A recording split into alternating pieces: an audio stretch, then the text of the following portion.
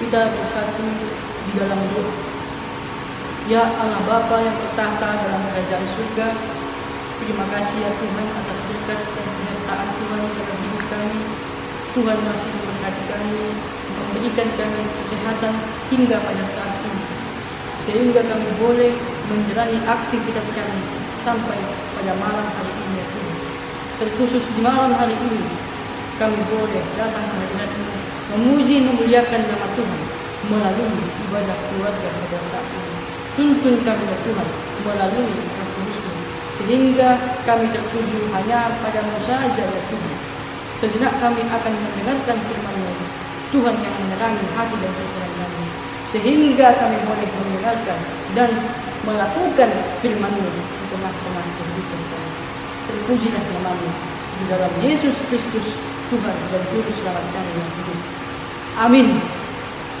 Shalom, Bapak Ibu yang dikasihi oleh Tuhan. Firman Tuhan bagi kita di malam ini melalui ibadah keluarga pada saat ini tertulis di dalam 1 Raja-Raja pasal 17 ayat 1 sampai 6. 1 Raja-Raja 17 ayat 1 sampai 6. Beginilah firman Tuhan. Lalu berkatalah Elia orang Tisbe dari Tisbi Gilead kepada Ahab, demi Tuhan yang hidup, Allah Israel yang kulayani, sesungguhnya tidak akan ada embun atau hujan pada tahun-tahun ini, kecuali kalau kukatakan. Kemudian datanglah firman Tuhan kepadanya, pergilah dari sini, berjalanlah ke timur dan bersembunyilah di tepi sungai Kerit di sebelah timur sungai Yordan. Engkau dapat minum dari sungai itu, dan burung-burung gagak telah kuperintahkan untuk memberi makan engkau di sana. Lalu ia pergi dan ia melakukan seperti firman Tuhan.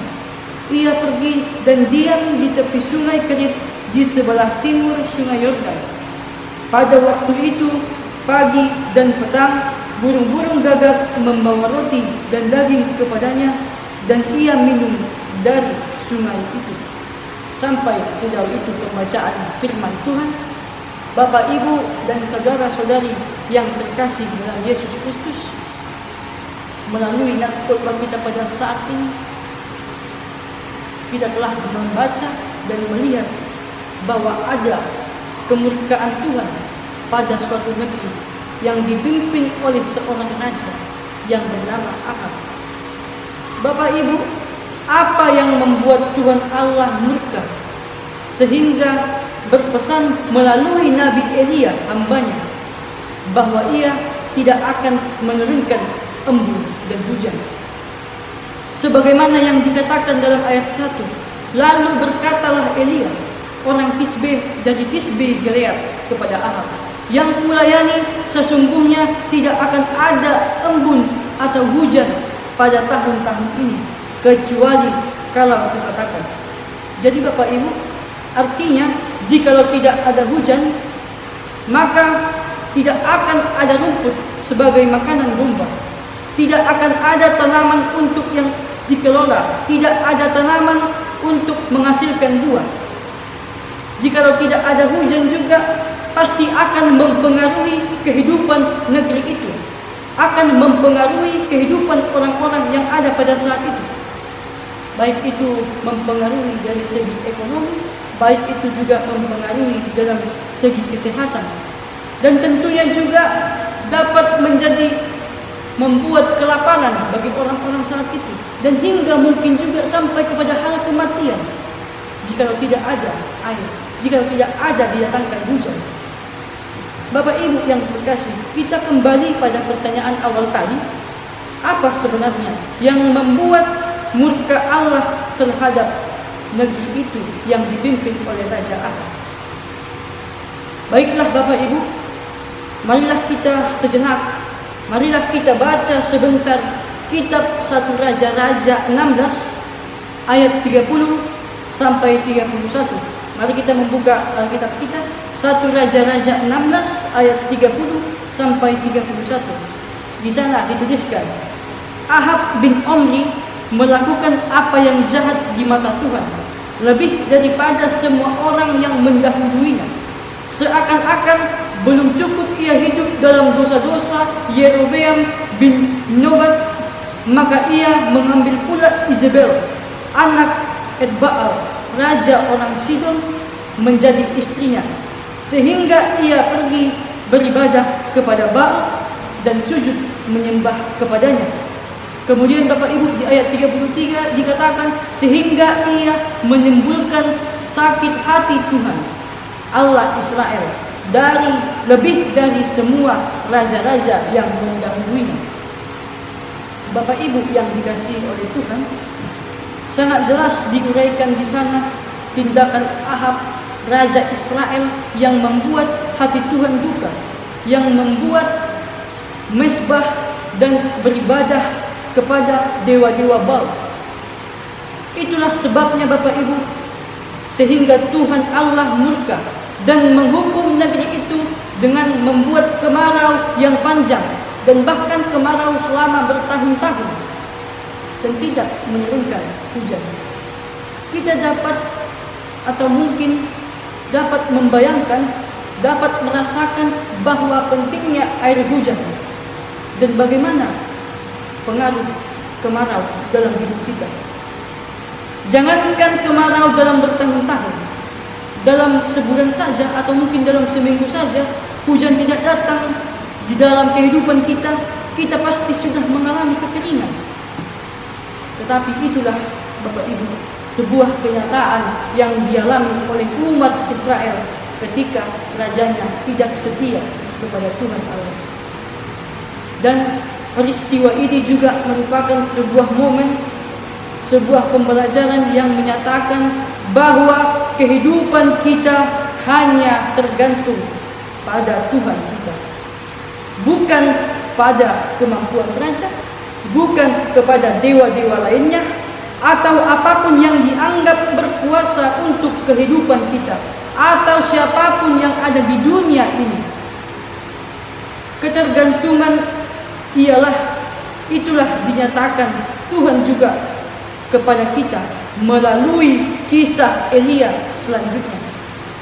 Tuhan ada, Tuhan hadir mencukupkan kebutuhan hidup Elia dengan cara Tuhan sendiri. Tuhan punya cara tersendiri di dalam memberikan berkat kepada orang-orang yang percaya kepadanya. Tuhan punya cara tersendiri kepada setiap umat yang senantiasa mengandalkan Tuhan saja. Bapak Ibu yang dikasihi oleh Tuhan, ketika Tuhan menghukum negeri itu, Tuhan mengarahkan, Tuhan menyuruh Elia agar pergi ke sungai Kerit, di mana air sungai itu masih mengalir, dan Tuhan menyatakan kuasanya juga melalui burung-burung gagak yang mengantarkan roti dan daging kepadanya. Dan bahkan ketika sungai Kerit itu mulai mengering karena kemarau yang panjang, Tuhan juga hadir memenuhi kebutuhan, memenuhi sebuah kebutuhan Elia dengan pertolongan seorang janda di Sarfat. Kita boleh melihat itu di pasal selanjutnya, Bapak Ibu. Bapak Ibu, Tuhan menyertai orang-orang percaya seperti Elia, memeliharanya, mencukupkan kebutuhannya di tengah-tengah kesulitan yang luar biasa. Dan kita percaya dan kita yakini bahwa Tuhan hadir di dalam kehidupan Elia. Dia jugalah Tuhan yang hadir di dalam kehidupan kita. Bapak Ibu yang terkasih dalam Yesus Kristus, di tengah-tengah bencana wabah yang merusak dan yang mengganggu kehidupan kita, Tuhan juga akan senantiasa memelihara. Tuhan juga senantiasa yang akan mencukupkan apa yang perlu dalam kehidupan kita, seperti Tuhan yang mencukupkan dan memelihara Elia. Tuhan pasti memberikan solusi, memberikan jawaban pada setiap kesulitan yang dialami oleh umat. Tetapi Bapak Ibu, satu hal di sini sangat menentukan sebagaimana Elia memilikinya dan kita juga harus memilikinya. Apa itu, Bapak Ibu? Apa yang harus kita miliki? Yaitu di ayat 1. Demi Tuhan yang hidup, Allah Israel yang kulayani. Demi Tuhan yang hidup, Allah Israel yang kulayani. Elia sedang melayani dan sedang tunduk kepada satu kuasa yang memang mengendalikan kehidupannya. Sehingga Elia hadir di sana bukan karena dirinya, melainkan karena sosok pribadi kuasa yang dilayaninya. Elia menyatakan dengan tegas, Tuhan yang kulayani. Itu artinya tidak ada otoritas atau kuasa yang membuat Elia menjadi seorang nabi. Tentunya otoritas Tuhan Allah lah yang dilayani. Bapak Ibu, Elia hanyalah seorang rakyat biasa yang berasal dari kampung kecil yang bernama Tisbe, Gilead. Elia bukanlah berasal dari kota besar. Dia juga bukan dari keturunan seorang raja.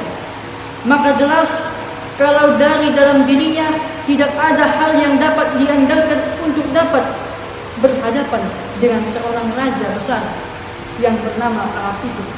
Hanya otoritas Tuhan Allah yang diimaninya, Tuhan yang dilayani, sajalah yang memberi dia kekuatan, yang memberi dia kemampuan dan keberanian untuk menegur seorang raja.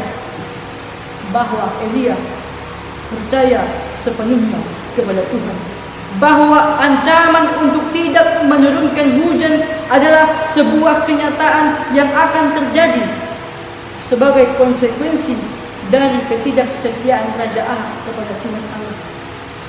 Elia sendiri mengalami betul bahwa hidupnya tergantung pada pemeliharaan Tuhan. Ia bergerak seturut dengan amanah Tuhan Allah. Bapak Ibu yang terkasih, kisah Elia dapat menjadi contoh teladan bagi kita, Bapak Ibu. Itulah yang harus kita miliki di tengah-tengah kesulitan kita menghadapi situasi yang sedang berlangsung saat ini. Bagaimana kita dapat merasakan kebaikan Tuhan dalam perjalanan hidup kita saat ini? Bagaimana kita dapat mengakui, bagaimana kita dapat mengimani bahwa Tuhan kita di dalam Yesus Kristus adalah sumber kehidupan kita secara real dan nyata. Ketika situasi kita dalam keadaan normal tanpa ada gangguan, ketika tubuh kita sehat tanpa ada gangguan penyakit, kita sepertinya menyandarkan hidup kita secara logika dari pekerjaan kita. Kita sudah mapan di sana, lalu di sana kita berkata, Tuhan pasti menjamin hidup kita. Dalam keadaan normal, dalam pekerjaan kita, dalam keadaan sehat yang kita miliki, kita berkata, Tuhan menjamin hidup kita. Lalu Bapak Ibu, bagaimana dalam kondisi seperti saat ini? Kondisi di tengah-tengah situasi pandemi COVID-19 yang datang saat ini, yang sama-sama kita rasakan saat ini, atau mungkin juga dalam keadaan atau dalam kesulitan lainnya yang mengganggu kehidupan kita. Apakah pernyataan itu masih berlaku bagi kita? Apakah pernyataan yang mengatakan tadi Tuhan menjamin hidup kita? Inilah Bapak Ibu sesungguhnya yang menjadi tantangan dalam kehidupan kita. Dan inilah yang dijawab oleh nats firman Tuhan malam ini Bapak Ibu, bahwa Tuhan mengkehendaki, Tuhan menginginkan kita semua memiliki yang namanya kekonsistenan iman, kesetiaan iman yang teguh dan teruji dalam setiap gerak kehidupan kita. Bagaimana iman kita dapat menjadi jaminan tindakan kita untuk melakukan sesuatu yang mungkin tidak biasa. dan bahkan yang mungkin tidak masuk akal, tetapi di dalam koridor kehidupan kita. Jadi Bapak Ibu yang terkasih di dalam Yesus Kristus, marilah kita konsisten di dalam iman. Marilah kita setia di dalam iman yang teguh dan teruji di dalam setiap langkah kehidupan kita.